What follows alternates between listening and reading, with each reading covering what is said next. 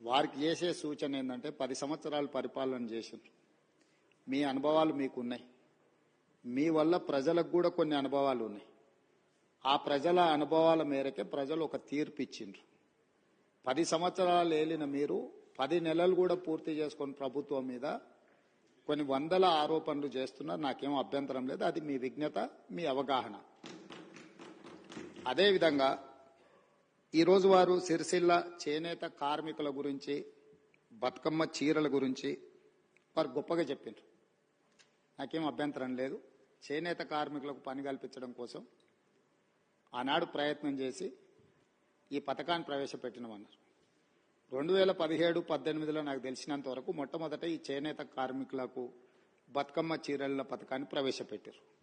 నేను సూటిగా వారిని అడుగుతున్న ఒకటే మాట, అక్కడ ఇక్కడ డొంక తిరుగుడు కాకుండా మీరు ఈ పథకాన్ని ప్రారంభించిన సంవత్సరం మీరు సిరిసిల్లలో నేత కార్మికులకు పనిచ్చి బతుకమ్మ చీరలు తీసుకొచ్చి ఆడబిడ్డలకు పంచిపెట్టినరా, లేకపోతే మీ బినామీలకు కాంట్రాక్ట్లు ఇచ్చి సూరత్ వెళ్ళి సూరత్లో మీ తూకం కింద చీరలు తీసుకొచ్చి చీరల సైజు కంటే సైజు తక్కువ కట్ చేసి దండి కొట్టి ఆడబిడ్డలకు పంచిపెడితే ఆడబిడ్డలు తిరుగుబాటు చేసి ఇవి బతుకమ్మ చీరలు ఆడబిడ్డలు కట్టుకునేటివి కావు అని చెప్పి ఆడబిడ్డలు తిరుగుబాటు చేసిన మాట వాస్తవం కాదా? తమరి ద్వారా వారిని నేను ఏమడగదలుచుకున్నా అంటే ఒకటే మాట, స్ట్రైట్ గా సమాధానం. మీరు పథకం ప్రారంభించిన రోజు పేదలకు ఇచ్చిన చీరలు సిరిసిల్ల చేనేత కార్మికులు నేసినాయా?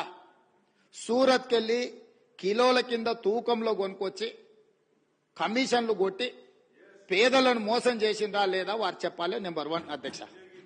నెంబర్ 2, వారు అధికారం కోల్పోయేటప్పటికి మీరు అదే సిరిసిల్ల చేనేత కార్మికులకు 275 కోట్ల రూపాయలు బతుకమ్మ చీరల బకాయిలు పెడితే మా ప్రభుత్వం వచ్చిన తర్వాత మా మంత్రి పొన్నం ప్రభాకర్ గారు, మా ఆది శ్రీనివాస్ గారు వస్తే 100 కోట్ల రూపాయల బకాయిలు విడుదల చేసింది నేనా కాదా?